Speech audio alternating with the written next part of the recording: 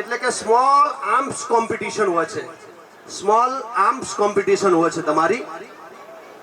અને એ small arm કોમ્પિટિશનમાં જે એમનું બટાલિયન હતું, આખું બટાલિયન એટલે એમની આખી ટુકડી, એ ટુકડીને ફર્સ્ટ નંબર આવ્યો હતો. અને એ ટુકડીને ફર્સ્ટ લાવનારમાં બહુ મોટો ફાળો આ મહેશભાઈનો હતો.